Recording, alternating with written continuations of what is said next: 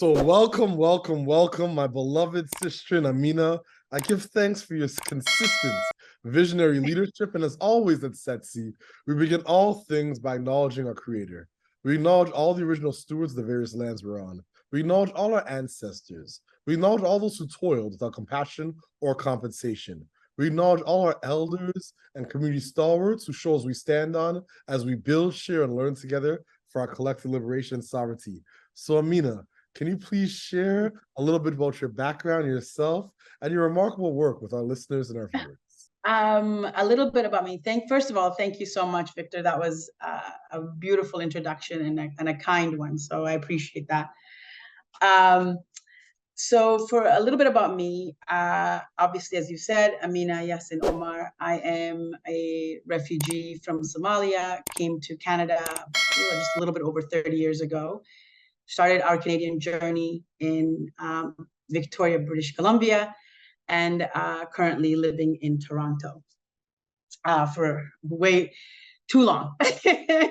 And so the work that I've done has always been in predominantly the nonprofit sector, just by virtue of the commitment that I have and the sort of value that I have around creating equitable spaces for those of us that don't have the language, networks, connections, and have had the sort of not the same level of breaks in life.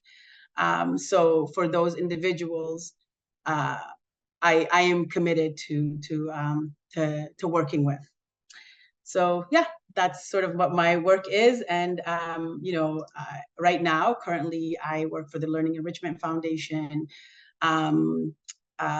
doing work around sort of managing our digital and it's not even managed, stewarding actually, our digital and capital assets in a way that really encourages and acknowledges and honors placemaking and what the level of participation that's needed for that to happen. So as far as titles are concerned, right now I'm the VP of Community and Placemaking for the Learning Enrichment Foundation. And yeah, it's been my life's work. And I feel like in my current place is where all of my passions culminate. Ashe, Ashe, Amen, Amin. I appreciate your leadership and all that you do for so many. My next question is, what's inspiring you right now? What has you curious? Every time we chat, I know, eh? We try and talk for like 10 minutes and it's an hour and a half later.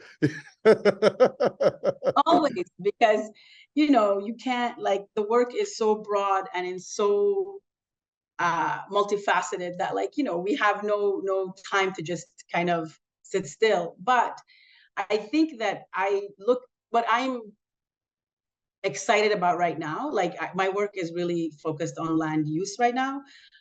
We are building, LEF has the Quilt Project, which is a 175 unit or residential unit affordable housing project in Western Mount Dennis, including that, that's a 14-story building that includes 2 floors of community space and gathering space, and 1 floor of affordable retail.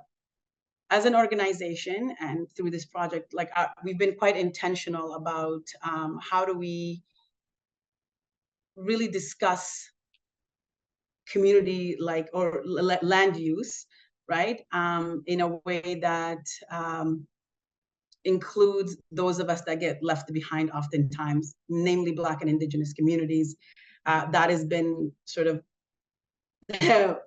what makes me even more passionate about this, and this space that is sort of this, it feels oftentimes so outside of us, but it isn't. And so much around the decisions around how city building happens impacts Black and Indigenous communities so profoundly that we need yeah, so like I feel like we need to be at these tables meaningfully. And so for me, I've been lucky enough to be doing that work, and that's what's been driving me lately. Absolutely. I remember when you got back from the conference from Detroit and just reasoning and building around the sheer challenge, but the remarkable optimism and possibilities, in terms of land use if used effectively. So I give thanks for you leading in that space and really envisioning a future that's better for our children and our ascendants. My next question is, what challenges and barriers do you face in your work? And what are some of the approaches that you and your colleagues are taking to overcome some of these challenges? Well, challenges, again, many, because I think that the truth of the matter is we recognize that we live in a colonial settler land that is really not oriented towards not only people, but the current condition of nation building as we understand it today, right? Or like as the Canadians, because we went and we see like there's a big recognition of the need of the human disconnect, but we have policies and systems that haven't reached where we are at today.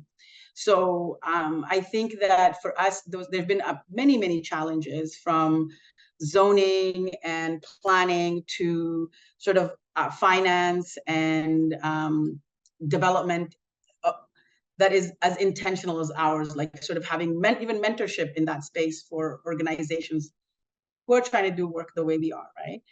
So I think that as like challenges many, but there's always what I'm grateful for LEF is like there's always a recognition that the power is in the collective. We have many brilliant minds. We take time. We don't rush to get there fast.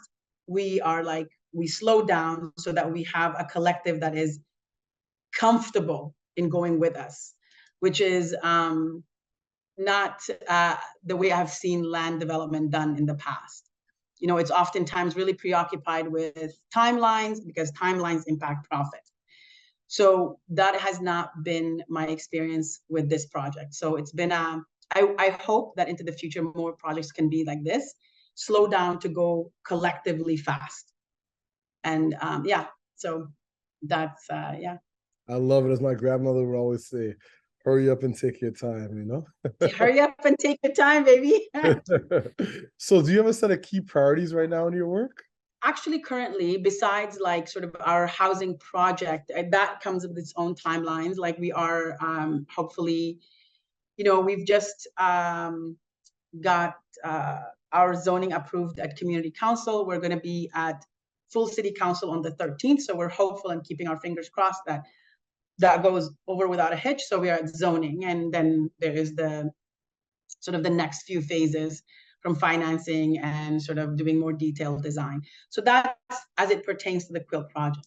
But beside that, as we're learning more, like as I was saying, I'm like, our strength as an organization is always in the collective. And that's my general orientation, is in bringing as many people together to move us forward. So we've been working on this thing called, this plan called the Mount Dennis for All Action Plan, which is, which also got city approvals as council approval back in 2022, July 22, actually.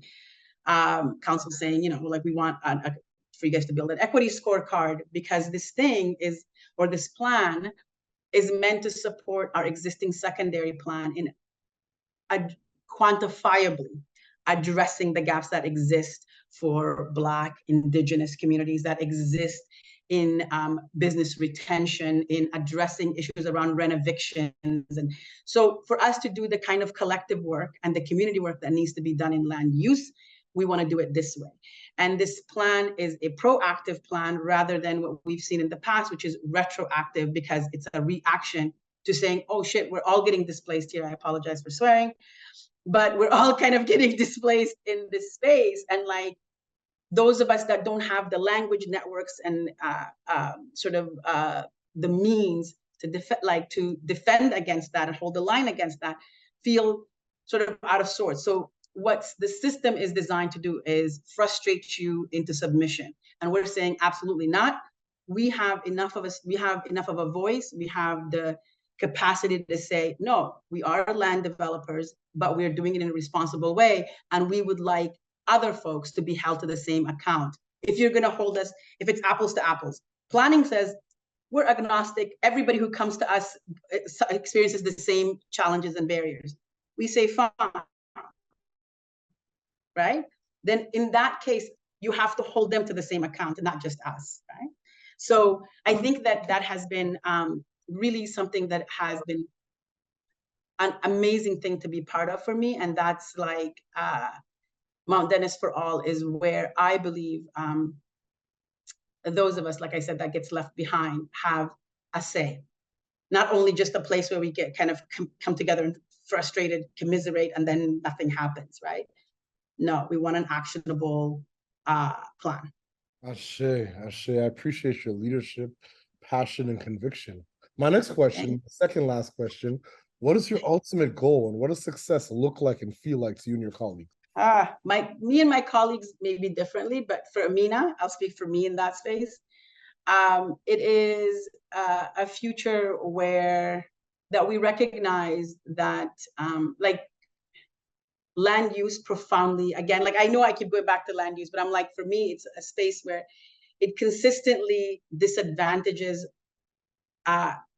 people, not even about, it's not about Black people or like, it disadvantages people that are non-land owners.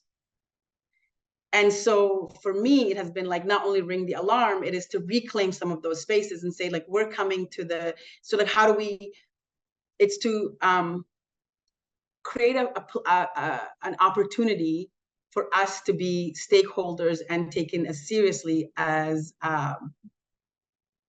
folks that control wealth. And not in a way that I Amina, just generally don't believe that profit and social good live that far apart. But I've been told that, you know, you have to make a decision. I mean, you're either trying to do social good or you're trying to make profit. And I'm like, well, I want to do both. And so if asked the question, what's your ambition? I want to do both. I want to do both for those that I care about. And so that's my long, short answer. Listen, I appreciate that I'm walking with you in the struggle because Thank you. for a very long time, land has been something that's, and land access for me, you have folks in the social purpose real estate space fighting for land. You have folks in the affordable housing space fighting for land. You have folks in the food sovereignty and food security movements fighting for land. And a lot of times working in silos. I remember our honorable ancestor, Malcolm X, said revolution is based on land. Land is the basis of independence. Land is the basis of freedom, justice, and equality.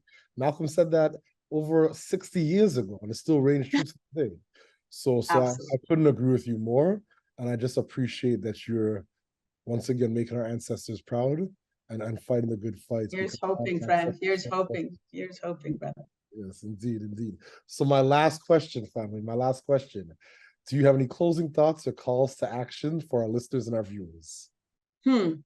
Calls to action is always the same thing. Be curious.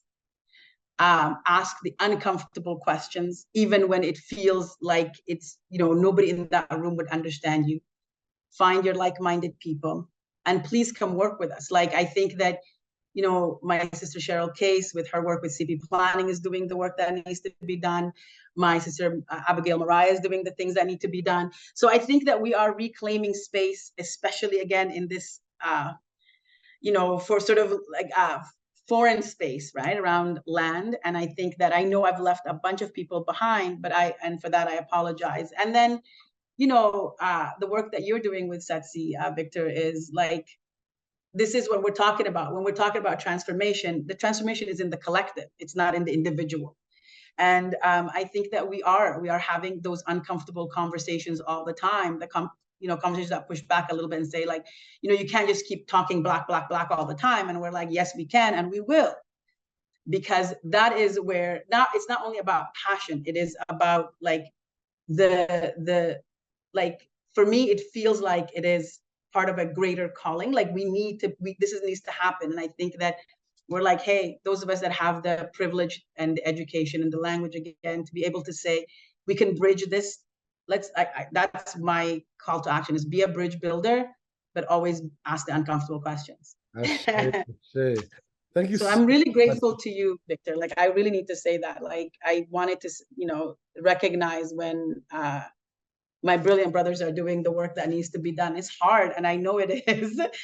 And we are often in places that aren't necessarily not not hostile, I wouldn't say, but lack of the understanding of the lived experience and the responsibility that we feel and we have to those that were ahead of us and those that are behind us.